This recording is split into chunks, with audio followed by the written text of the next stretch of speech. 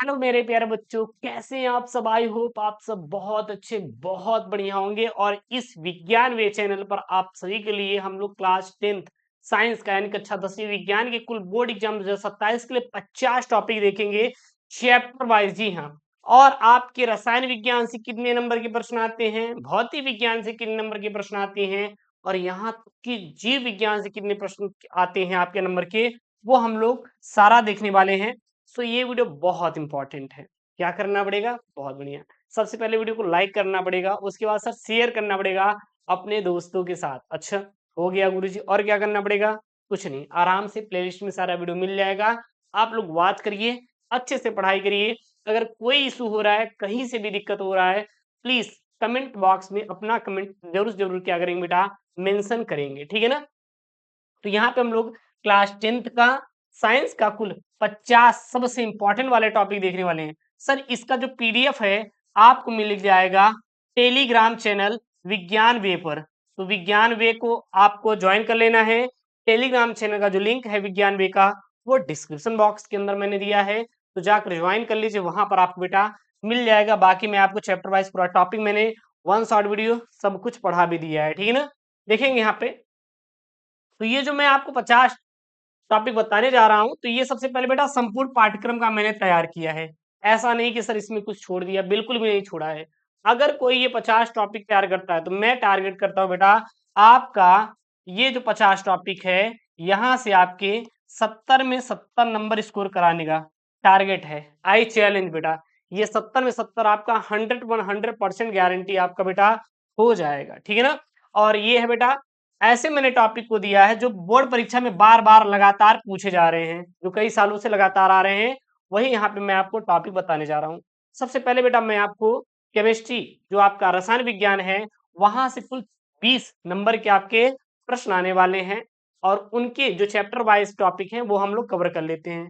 सबसे पहला बेटा टॉपिक, सबसे इंपॉर्टेंट बेटा आपको याद करना है, रासायनिक अभिक्रियाओं के प्रकार।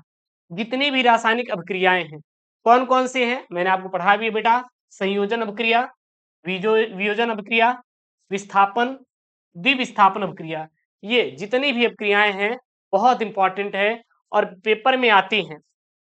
तो इनकी परिभाषाएं और इनके उदाहरण आपको रट लेना है, तैयार कर लेना है, बहुत इंपॉर्टेंट है, ठीक है ना। तो कौन कौन सी अभिक्रिया ध्यान देना बेटा, आपको संयोजन, वियोजन, विस्थापन और द्विविस्थापन अभिक्रिया की परिभाषा और उदाहरण। उसके बाद आपको बेटा क्या तैयार करना है, रेडॉक्स अभिक्रिया। रेडॉक्स अभिक्रिया में ही आपका उपचयन, ऑक्सीडेशन आ जाता है, और ये रिडक्शन मतलब कि अपचयन, ये दोनों एक साथ ही आ जाती हैं। तो ये अपचयन और उपचयन वाला टॉपिक आपको जरूर जरूर आपको तैयार कर लेना है, इनकी परिभाषा भी, पहचान करना भी, और इनका जो भी रासायनिक समीकरण मैंने लिखवाया है वो भी।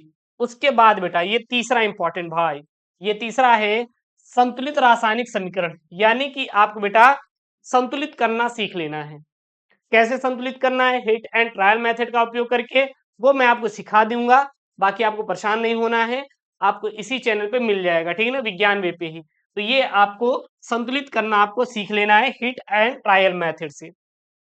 उसके बाद आपको बेटा अगला जो टॉपिक तैयार करना है, संक्षारण और विकृत गंधिता। जी हाँ, ये जो टॉपिक है बहुत इंपॉर्टेंट है। कौन सा, संक्षारण और विकृत गंधिता, ये भी आपके बार बार रिपीटेड होते हैं। सो प्लीज आप लोग ये चैप्टर 1 से आपको टॉपिक तैयार कर लेना है। उसके बाद अम्ल, क्षारक और लवण की जो परिभाषाएं हैं उसको तैयार कर लेना है, जैसे कि आर्यनीय सिद्धांत के अनुसार हाइड्रोजन आयन और हाइड्रोक्सिल आयन के आधार पर परिभाषाएं, ये आपको याद कर लेना है, बहुत ही आपके इंपॉर्टेंट है, और ये इंपॉर्टेंट टॉपिक है, पेपर में बार बार आता है। उसके बाद आपको बेटा पीएच पैमाना वाला, अच्छा पीएच पैमाने पर जहां से प्रश्न आते हैं, जैसे पीएच की परिभाषा आ जाएगा, इसका गणितीय रूप आ जाएगा, दैनिक जीवन में पीएच के क्या क्या महत्व हैं, जैसे आपका दांतों का क्षय होना, पाचन तंत्र, और मिट्टी का पीएच मान कितना होता है, दांत का संक्षारण क्यों होने लगता है, तो इस पर ये प्रश्न आपके बोर्ड में आ जाते हैं। उसके बाद उदासीनीकरण अभिक्रिया आपको तैयार कर लेना है, बहुत इंपॉर्टेंट है, जैसे पेपर में आएगा अम्ल और क्षारक की आपस में क्रिया से लवण और जल बनने की प्रक्रिया आपको तैयार कर लेना है, और उसका उदाहरण, क्योंकि इसी को ही हम लोग उदासीनीकरण अभिक्रिया कहते हैं। उसके बाद बेटा धामन सोटा वाला बहुत इंपॉर्टेंट है, धावन से उड़ाकर निर्माण कैसे करेंगे, उसकी विधि, रासायनिक सूत्र, इसका सूत्र और 2 प्रमुख औद्योगिक उपयोग आपको रट लेना है। एकदम तैयार होना चाहिए भाई, ये टॉपिक बहुत इंपॉर्टेंट है।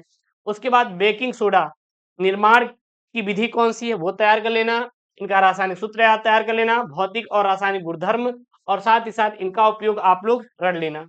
उसके बाद प्लास्टर ऑफ पेरिस का जिप्सम से निर्माण की विधि पढ़ लेना, कैसे निर्माण करेंगे, रासायनिक समीकरण पढ़ लेना है और साथ ही साथ जल के साथ इसकी क्रिया और इसका उपयोग पढ़ लेना। उसके बाद विरंजक चूर्ण में पढ़ लेना बेटा क्या, रासायनिक नाम, सूत्र, निर्माण विधि, जल शोधन और वस्त्र उपयोग में क्या क्या इसके उपयोग होते हैं। ये बहुत इंपॉर्टेंट टॉपिक है जो कि आपके क्लास 10 साइंस में आएंगे आपके भर भर के। उसके बाद धातु और अधातु के गुणधर्म से कौन कौन सा बेटा, जैसे कि धातु के हमारे भौतिक गुण, अधातु के भौतिक गुणधर्म कौन कौन से होते हैं और इनके रासायनिक गुणधर्म कौन कौन से होते हैं वो आप लोग याद कर लेना।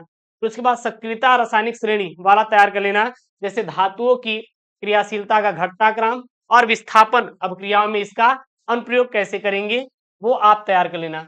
14 में बेटा जो अपना टॉपिक है भर्जन और निस्तापन, ये भी बहुत इंपॉर्टेंट टॉपिक है और आपके क्लास 10th साइंस में रिपीटेड टॉपिक है। यहाँ से आएगा जैसे सल्फाइड और कार्बोहाइड्रेट कार्बोनेट आयक्सो से धातु ऑक्साइड प्राप्त करने की प्रक्रिया में मुख्य अंतर और समीकरण भर भर के पेपर में आता है।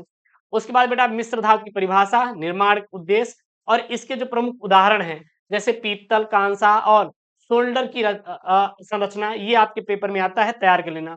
उसके बाद आपको पढ़ना है कार्बन की सर्वोत्मुखी प्रकृति, जैसे कार्बन की चतुसंयोजकता क्या होती है, इसकी श्रृंखलन का गुणधर्म क्या होता है, जिसके आधार पर ये विशाल संख्या में यौगिक बनाते हैं। इन पर प्रश्न आप आ जाते हैं, तैयार कर लेना। उसके बाद समजाति श्रेणी वाला आता है पेपर में, जैसे इसकी परिभाषा आ जाएगा, इसकी विशेषताएं आ जाएगी और इनका क्रमिक उदाहरण भी आ जाता है।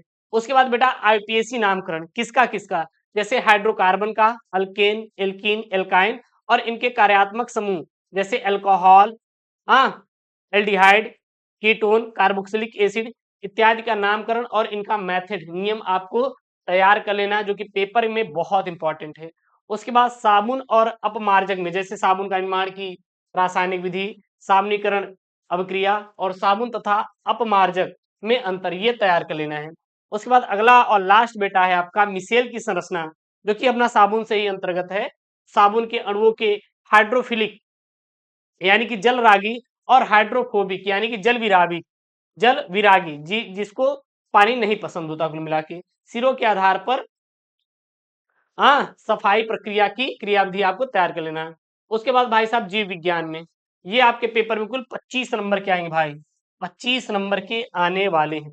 आप देखेंगे तो बेटा बायोलॉजी किन नंबर का, 25 नंबर का, केमिस्ट्री किन नंबर का था मैंने अभी आपको बताया भी है, यहाँ पे देख सकते हैं कि कुल 20 नंबर का, किन नंबर का, 20 नंबर का। तो कितना हो गया बेटा, केमिस्ट्री 20 और ये 25, 45 और 25 नंबर का आपका बेटा फिजिक्स आता है आपके बोर्ड एग्जाम में, ठीक है ना। चलेंगे केमिस्ट्री में कौन कौन सा बेटा तैयार करेंगे। केमिस्ट्री में जो चैप्टर आपका जैव प्रक्रम की जो अवधारणा है वहां से पेपर में आएगा, जैसे सजीवों के अनुरक्षण के लिए आवश्यक मूल प्रक्रमों का संक्षिप्त परिचय पेपर में आता है। पोषण के प्रकार में स्वपोषी पोषण और विषम पोषी पोषण की परिभाषा, कार्यप्रणाली और दोनों में अंतर तैयार कर लेना, पेपर में आता है। जो जो मैं लिखवा रहा हूँ यही हेडिंग तैयार करना। उसके बाद बेटा प्रकाश संश्लेषण, प्रकाश संश्लेषण में बेटा पूर्ण रासायनिक समीकरण, आवश्यक कच्चे पदार्थ, जल, धूप, क्लोरोफिल और इसके चरण आपको तैयार कर लेना है। उसके बाद मानव पाचन तंत्र में तो पाचन अंगों का स्वच्छ नामांकित चित्र आपको तैयार कर लेना है, जैसे अमाशय का, क्षुद्रांत्र में पाचन और प्रमुख पाचक एंजाइमों के आपको कार्य तैयार कर लेना है। उसके बाद श्वसन तंत्र में बेटा जैसे कि वायवी और अवायवी श्वसनों में अंतर और मानव श्वसन तंत्र की आपको संरचना यानी कि स्ट्रक्चर आपको बेटा रट लेना है, तैयार कर लेना है। उसके बाद मानव हृदय की संरचना कार्य, मतलब कि आपको बेटा इसका स्ट्रक्चर आपको तैयार करना है, जैसे हृदय का नामांकित चित्र बना लेना, आलिंद और निलय की क्रियाविधि तैयार कर लेना, साथ ही साथ दोहरा परिसंचरण तंत्र का बेटा महत्व भी तैयार कर लेना। उसके बाद उत्सर्जन तंत्र में जो हमारे एक्सटर्नली सिस्टम होते हैं उसमें मानव किडनी की संरचना, मूत्र मार्ग का निर्माण प्रक्रिया, नेफ्रॉन की नामांकित चित्र आपको तैयार कर लेना, पेपर भर भर के आता है। उसके बाद पादपों में परिवहन में जैसे जाइलम द्वारा जल एवं खनिज का परिवहन, फ्लोएम द्वारा भोजन के स्थानांतरण कैसे होता है उसमें अंतर पढ़ लेना, फिर तंत्रिका, तंत्र कोशिका में निर्माण का स्वच्छ की चित्र की संरचना पढ़ लेना। डेहाइड डेंड्राइट, एक्सॉन और सिनैप्स के माध्यम से आवेग संचरण आप पढ़ लेना। साथ ही साथ प्रतिवर्ती क्रिया जैसे कि मस्तिष्क की भूमिका के बिना होने वाली अनैच्छिक क्रियाएं और प्रतिवर्ती चाप की क्रिया आपको रेखा चित्र भी तैयार कर लेना। उसके बाद मानव की अंतःस्रावी ग्रंथियां जैसे थायराइड, पीयूष, अग्नाशय और अधिवृक्क ग्रंथियों की स्थिति और उनसे स्रावित हार्मोन से आपको वर्क याद कर लेना है। बहुत ही इंपॉर्टेंट टॉपिक है क्लास 10th साइंस के लिए।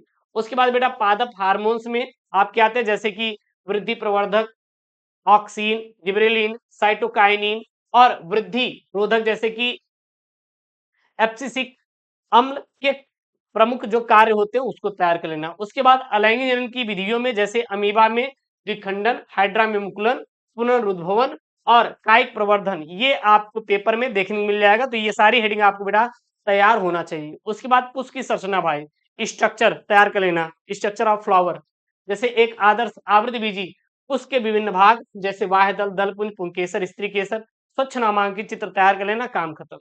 उसके बाद परागण में बेटा स्वपरागण, परपरागण, इनकी परिभाषाएं, माध्यम और उनके बीच अंतर तैयार कर लेना। उसके बाद मानव जनतंत्र में नर और मादा जन अंगों की संरचना, इनके प्रमुख कार्य, युग्म निर्माण, शुक्राणु व अंडाणु की संरचना और इनके सारे फंक्शंस आप याद कर लेना, ठीक है ना।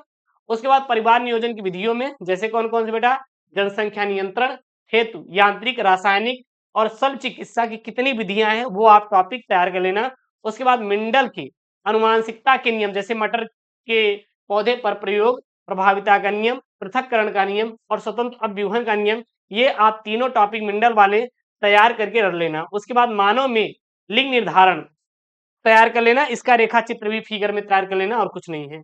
पारितंत्र में बेटा क्या क्या, जैसे उत्पादकता, उपभोक्ता, अपघटक की भूमिका, आहार श्रृंखला और आहार जाल में अंतर आपको तैयार कर लेना है, हो गया। उसके बाद फिजिक्स में, फिजिक्स कुल आपका 25 नंबर का आएगा। तो इसमें कौन कौन से टॉपिक तैयार करना है जरा देखिएगा। सबसे पहले प्रकाश का परावर्तन है, इसमें परावर्तन के दोनों नियम जैसे अवतल दर्पण और उत्तल दर्पण द्वारा विभिन्न स्थितियों में प्रतिबिंब निर्माण की किरण आरेख तैयार कर लेना। दर्पण सूत्र और आवर्धन का सूत्र जैसे 1/f बराबर 1/v प्लस 1/u और आवर्धन सूत्र m बराबर -v/u का परिचय और इन पर आधारित आंकिक प्रश्न तैयार कर लेना। उसके बाद प्रकाश का अपवर्तन में जैसे अपवर्तन के नियम, स्नेल का नियम और अपवर्तनांक की परिभाषा तैयार कर लेना। sin i upon sin r बराबर कांस्टेंट कैसे होता है प्रूव करने वाला वो तैयार कर लेना। उसके बाद लेंस की क्षमता वाला तैयार कर लेना, इसकी परिभाषा, मात्रक और फोकस दूरी के साथ संबंध पर आधारित छोटे जो सवाल होते हैं जैसे p बराबर 1/f वाला वो तैयार कर लेना, ठीक है ना। उसके बाद मानव नेत्र की संरचना में नेत्र जैसे नेत्र लेंस, कॉर्निया, आइरिस, सिलियसी मांसपेशियां और रेटिना के कार्य तथा समंजन क्षमता वाला तैयार कर लेना। उसके बाद दृष्टि दोष और उनका निवारण में जैसे निकट दृष्टि दोष तैयार कर लेना और दूर दृष्टि दोष क्या होता है इसको तैयार कर लेना, बहुत इंपॉर्टेंट टॉपिक है। कारण और उसके निवारण हेतु उपयुक्त लेंसों के उपयोग भी तैयार कर लेना और इनका किरण आरेख भी। साथ ही साथ प्रिज्म वाला तैयार करना जैसे कि श्वेत प्रकाश का 7 रंगों में टूटना और प्रकाश के प्रकीर्णन के कारण आकाश का रंग नीला दिखाई देना क्यों होता है, ये भी आपका टॉपिक पेपर में आता है। ओम का नियम वाला तैयार कर लेना, ओम के नियम में इसकी परिभाषा पढ़ लेना, गणितीय सूत्र ओम वाला पढ़ लेना, विभवांतर और धारा के बीच ग्राफ और इसका प्रायोगिक सत्यापन पढ़ लेना जो कि V बराबर IR होता है। उसके बाद बेटा आता है पेपर में प्रतिरोधों का संयोजन, श्रेणी क्रम संयोजन और समांतर क्रम संयोजन, ये आपको दोनों बेटा पढ़ लेना है, ठीक ना। उसके बाद विद्युत धारा का उसमें प्रभाव में जैसे जूल का तापमान का नियम और विद्युत शक्ति और किलोवाट घंटा पर आधारित जो प्रश्न होते हैं वो पेपर में आते हैं, हो गया। तो ये आपके खुल रहे बेटा 50 टॉपिक जो कि आपके यूपी बोर्ड एग्जाम में बार बार रिपीटेड हैं और आपके आते हैं। सो प्लीज यार बोर्ड एग्जाम 2027 देने जा रहे हैं तो ये 50 टॉपिक तैयार करके जाएंगे, बाकी हम आपका जो पढ़ा रहे हैं उतना तैयार कर लेंगे, उतने में काम हो जाएगा। ऐसी वीडियो के लिए चैनल को प्लीज सब्सक्राइब करिए। मिलते हैं नेक्स्ट वीडियो में दोस्तों। थैंक यू, जय हिंद, take care, bye bye, love you all.